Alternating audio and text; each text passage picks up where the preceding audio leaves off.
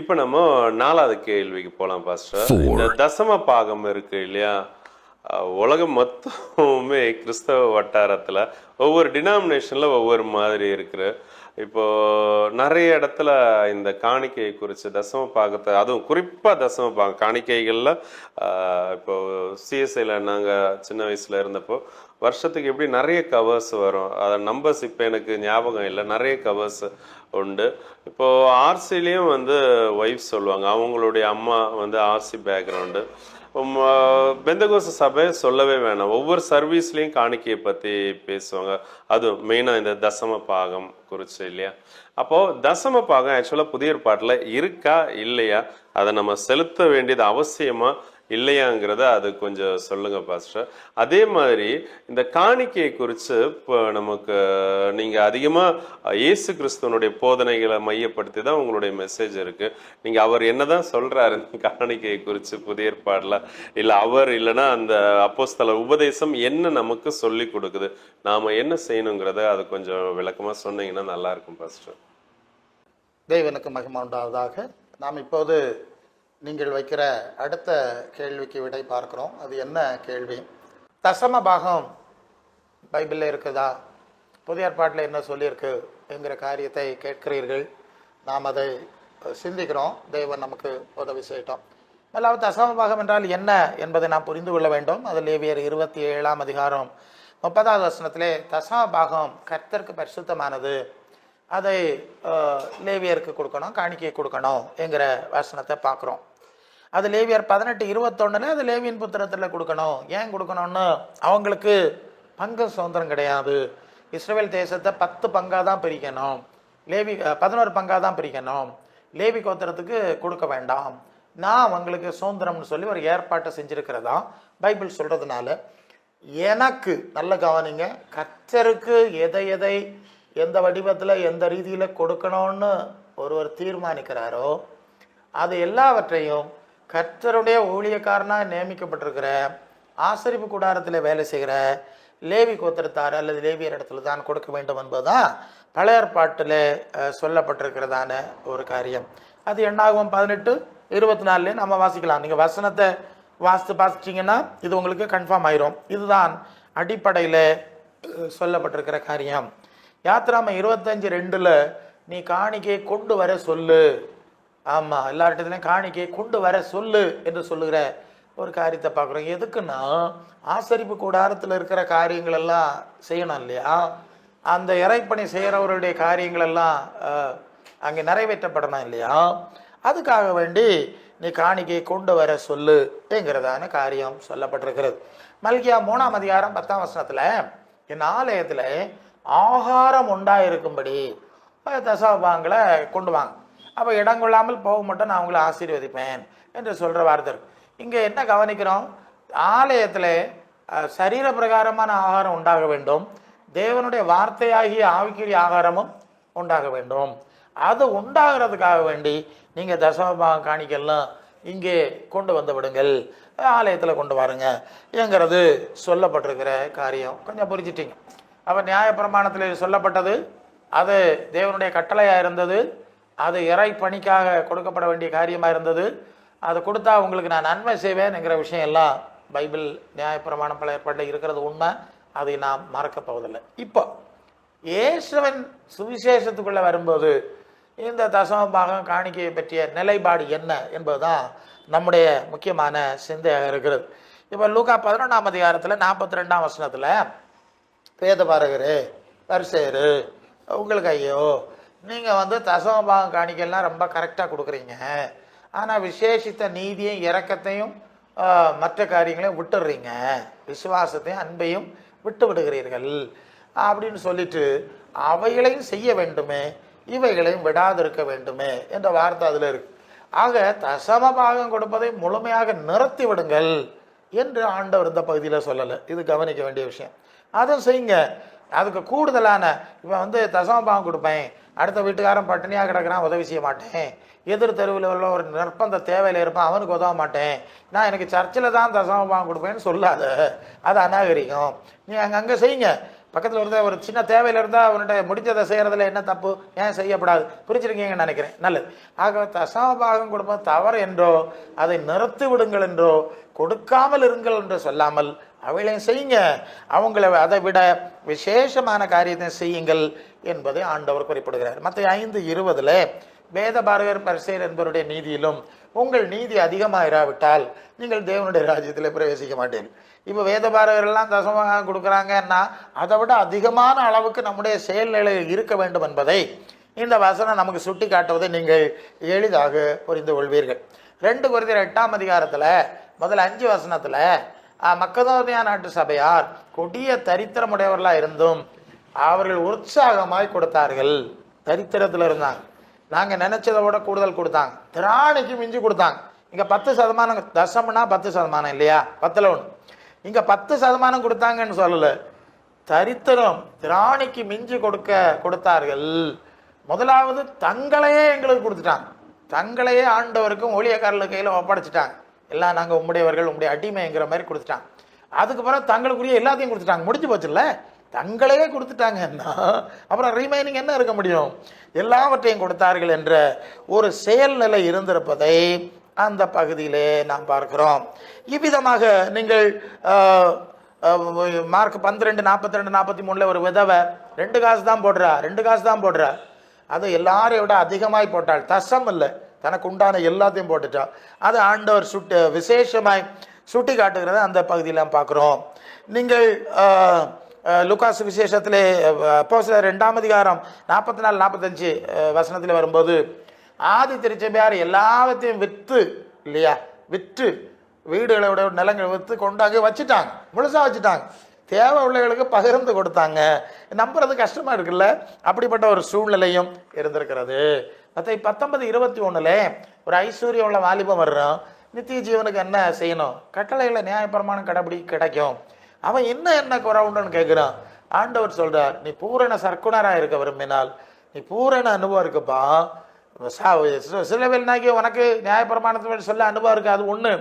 பூரண விரும்பினா உனக்கு உள்ளதெல்லாம் விட்டு தரித்திரக்கு கூட சிலுவை எடுத்துட்டு எம்பினாலவா நம்ம பூரண அனுபவத்துக்கு போவனு கூப்பிடுறாரு. என்ன பார்க்குறீங்க, சசவம் கொடுத்துற சரியா செய்கிறவன்ட்ட இல்லை, நீ எல்லாத்தையும் குடிச்சவன் தான் இன்னும் மேலான அனுபவம் இருக்கிறது என்று அழைக்கிற ஒரு காரியத்தை அந்த பகுதியில் நான் பார்க்குறோம்.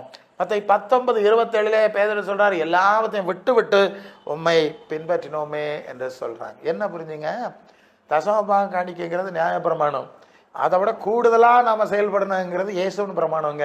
நமக்கு உள்ளதெல்லாம் நம்மையும், ஏன்னா இங்கே ஒன்றுமே நமக்கு சொந்தம் இல்லை, எல்லாமே ஆண்டவருக்கு தான் சொந்தம். அப்போ அதிகமாக செய்ய வேண்டும், செயல்படணும்னு தான் ஆண்டவர் சொன்னாரே தவிர தசமபாகம் கொடுக்கறது மட்டும் நிறுத்திடுங்கன்னு சொல்லலை. குறைஞ்சபட்சம் வேணா நீங்கள் தசம்னு வச்சுக்கலாம், அதுக்கு கீழே போகிறது அது எனக்கு வசனத்தின்படி சரியா தெரியல, அதுக்கு மேலே நீங்கள் செய்யணும். இது முதல் விஷயம். வசனத்தை தெளிவாக பார்த்துட்டோம், உங்களுக்கு தெளிவு உண்டாயிடுச்சு.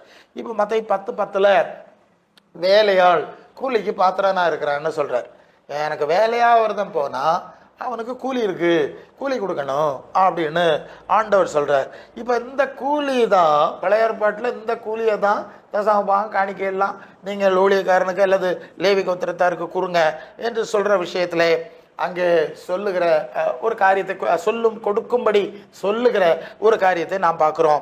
அதே விதமாக தான் இப்போது புதிய சூழ்நிலைக்குள்ளே வரும், புதிய நியமம், புதிய ஏற்பாட்டு சூழ்நிலைக்குள்ளே வரும்போதும் அதை கலாத்தியர் 6ஆம் அதிகாரம் 6ஆம் வசனத்தில் போதிக்கப்படுகிறவன் தன்னுடைய எல்லா நன்மைகளிலும் பகிர்ந்து கொடுக்கிறவன். சரியா, பாஸ்டர் போதிக்கிறவன் இருக்கான்ல, அவனுக்கு எல்லாத்துலேயும் ஷேர் கொடு. எப்படி இருக்கு யோசித்து பாருங்க, ஏறக்குறைய பிள்ளைகளுக்கு கொடுக்குற மாதிரி ஆயிடுது இல்லை, எல்லாத்துலேயும் பங்கு கொடு, தசம் கொடுங்கிறது இருக்குல்ல, ஆமாம் எல்லாவற்றிலையும் பங்கு கொடுன்னு சொல்லக்கூடிய எவ்வளோ ஆழத்துக்குள்ளே பாருங்க, எல்லாத்துலேயும் ஊழியக்காரனுக்கு அவனுக்கு இதில் பங்கு கொடு. அதுக்கு என்ன காரணம்னு கேட்டால், நீங்கள் 1 கொரிந்தியர் 9:11 நாங்கள் உங்களுக்கு ஞான நன்மைகளை விதைத்திருக்க நீங்கள் சரீர நன்மைகளை விதைத்தால் அது அது பெரிய காரியமானு கேட்குறார்.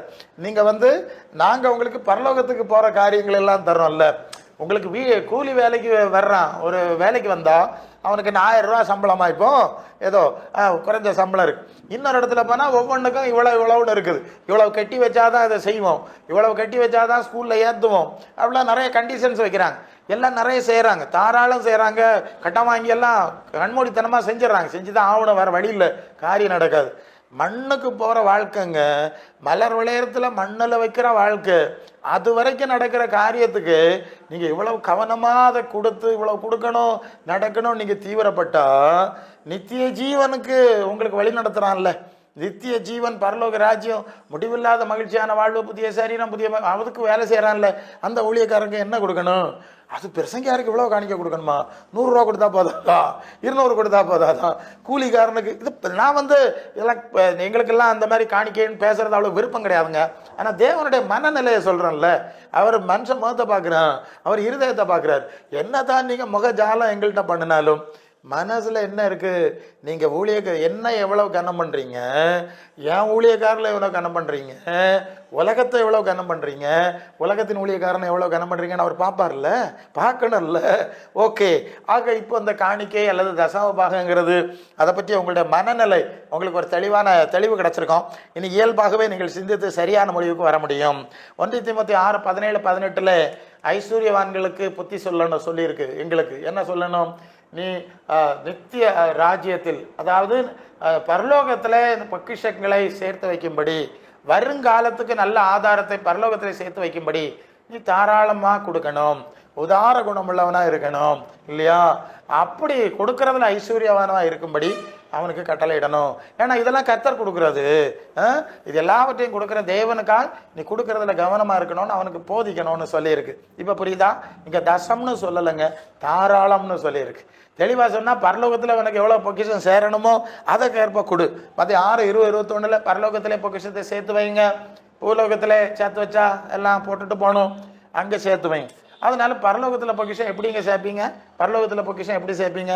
நீங்கள் தேவனுக்கும் தேவனுடைய ராஜ்யத்துக்கும் தேவனுடைய காரியத்துக்கும் பிறருடைய நன்மைக்கும் என்னெல்லாம் செய்வீங்களோ அதுதானே பரலோகத்தில் பொக்கிஷத்தை செய்கிறோம். அதுதானே முக்கியம், வேற வழி இல்லைல்ல. அப்போ உண்மையிலே ஒரு ஆள் பரலோகத்துக்கு போகிற நிச்சயம் உள்ளவராக இருந்தால் அவர் இந்த மாதிரிலாம் தசமா சதமானலாம் குழப்ப மாட்டாருங்க. அதெல்லாம் பிரச்சனை இல்லை, என்னால் எவ்வளோ முடியுமோ அதை செய்வேன், முழு மனசோட செய்வேன். இதானே முக்கியம். நானே பரலோகத்துக்கு போக மாட்டேன், பின்ன எதுக்குங்க நான் பரலோகத்தில் பொக்கிஷம் சேர்க்கணும்? இப்படி தான் அநேகர் உள்ளுக்குள்ள வெளியே சொல்ல மாட்டான், நானே பரலோகம். ஏன்னா எங்கள்கிட்ட சிலர்லாம் கேட்டுவாங்க, பரலோகம் எங்கே இருக்குது பிரசங்க, யாரே நீர் கண்டீரா? இப்படிப்பட்டவன் பரலோகத்துக்கு பொக்கிஷம் சேர்த்து வைப்பானா? அவன் கொடுக்க மாட்டான், அவன் சண்டை போடுவான், தசம் கொடுக்கணுமோ சதம் கொடுக்கணுமோ, இப்படிலாம் சண்டை போடுறது இவங்க தான் போடுவாங்க, மற்றவங்க போட மாட்டாங்க. நீங்கள் அதை மனசில் புரிந்து கொள்ள வேண்டும். சரி, இப்போ இப்படி பரலோகத்தில் ஒரு சம்பவத்தை சொல்லி நான் முடிக்கிறேன். இதில் ஒரு ஊழியக்காரரோடு சமீபத்தில் பேசிகிட்டு இருந்தேன். ரொம்ப காலம் ஊழிய சூழ்நிலையில் இருந்தவர், இப்போ முதிர்ந்த சூழ்நிலையில் இருக்கிறார். நாங்கள் பேசிகிட்டு இருந்தோம் லைவா சமீபத்தில். அப்போ அவர் ஒரு காரியம் சொன்னார், ஆண்டவர் எனக்கு பல தரிசனங்களை சொப்பனங்களை எல்லாம் கொடுத்துருக்கிறார், பரலோக தரிசனங்களை எல்லாம் பார்த்துருக்கிறேன் என்று சொல்லி ஒரு சம்பவத்தை அவர் சொன்னார். அது நான் ஒரு சொப்பனத்தில் ஒரு இடத்துக்கு போகிறேன், பரலோகம் தங்க தர இப்படி இருக்குது மகிமையாக இருக்குது போகிறேன். அப்போ ஒரு தேவதூதன் கூட்டிகிட்டு போனானோ, இதுதான் உனக்குள்ள இடம்னு காண்பிச்சு கொடுக்குறானோ. அப்போ அங்கே பார்த்தா நான் போனேன், அருமையாக இருக்குது, ஒரு பெரிய சிங்காசனம், தங்க சிங்காசனம் மாதிரி ஒன்று இருக்குதான், மகிமையாக இருக்கான். இதுக்கு மேலே தங்க கலரில் பிரகாசிக்கக்கூடிய நிறைய வரவு கட்டு இருக்குதான். கவனிங்க, அவர் சொன்னது வேடிக்கையாக இருந்து. அதுக்கு மேலே கொஞ்சம் தங்க கலரில் வரவு கட்டு இருக்கு. என்னது? பரலோகத்தில் தங்க நிறத்தில் வரவு கட்டு கொண்டு வச்சு இருக்கு. இது என்ன புதிய மகிமை டெக்கரேஷனாக இருக்குல்ல? இந்த ஊரில் எல்லாம் இந்த மரத்தை, பழைய மரத்துக்கு வேறு எல்லாம் எடுத்துக்கொண்டு வச்சு பெயிண்ட் அடிச்சு வைக்கிறாங்க. ஆமாம், வேடி, அது ஒரு ஷோ. இது மாதிரி இது என்னடா பரலோகத்தில் எப்படி வச்சிருக்கா? இந்த வரவு கட்டையை கொண்டு தங்க கலரில் வச்சிருக்கு. ஸோ அது தேவதூதன்ட்ட கேட்டா, இது என்னன்னு கேட்டான், இது உன்னுடைய நீ ஆண்டவருக்கு செய்த ஊழியம் அப்படின்னு. அப்போ தான் இவர் நினச்சி பார்க்குறார், நான் ஊழியத்தின் ஆரம்ப காலத்தில் அந்த பக்கத்தில் ஒரு ஜப வீடு இருந்து அங்கே விரவு கிடையாது. நான் காலையில் என்னுடைய சைக்கிளில் ஒரு கட்டு விரவு எடுத்து வச்சு அவங்களுக்கு கொண்டு கொடுத்துட்டு தான் நான் மற்ற காரியத்துக்கு போவேன். இப்படி தான் தினம் செய்வேன். வருஷங்கள் ஆயிடுச்சு. ஆண்டவர் அந்த வரவு கட்டைகளை கூட மறக்கலை, அந்த சுள்ளி கம்பையும் மறக்கலை. அதை அதை மகிமையாக்கி எனக்கு ஞாபகமாக, இதெல்லாம் நீ கொடுத்தது தானே, உனக்கு ஞாபகமாக இருக்கட்டும் அப்படின்னு வச்சிருக்காருன்னு சொல்லி அந்த காட்சியை சொன்னார். சரி, அப்போ பரலோகத்தில் பொக்கிஷத்தை பரலோகத்துக்கு போகிறவங்க பொக்கிஷம் சேர்க்குறவங்க எப்படி சேர்ப்பாங்கங்கிறது உங்களுக்கு இப்போ ஒரு ஐடியா கிடச்சிருக்கோம். இனி தசம் சதம் நீங்கள் சண்டை போட மாட்டீங்கல்ல?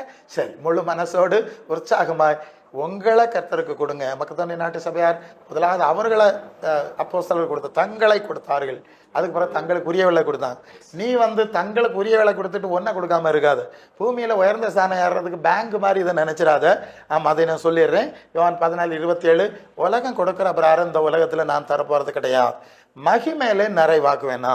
இங்கே அவசியமானது நீ எவ்வளவு கோடி கொடுத்தாலும் இங்கே உனக்கு அவசியமானதான் தருவேன். மிஞ்சி தந்தா நீ பரலோகத்தை இழந்துருவா இல்லையா, நீ மகிமை இழந்து மண்ணுக்கு போயிடுவா இல்லையா, சிந்தை இங்கே போயிடும் இல்லையா, அதெல்லாம் உன்னை தந்து கெடுக்க மாட்டேன். நான் மகிமையானதை தருவேன், சரியா தருவேன், இங்கே அளவானதை தகுதியானதை தருவேன், உன்னை நித்தியத்தை இழக்கிறத தரமாட்டேன் என்று அருமையாக சொல்றதுனால இன்னைக்கு காணிக்கை பெற்று குழம்பாதுங்க. கர்த்தர் உங்களை ஆசீர்வதிப்பாராக. ஆமாம்.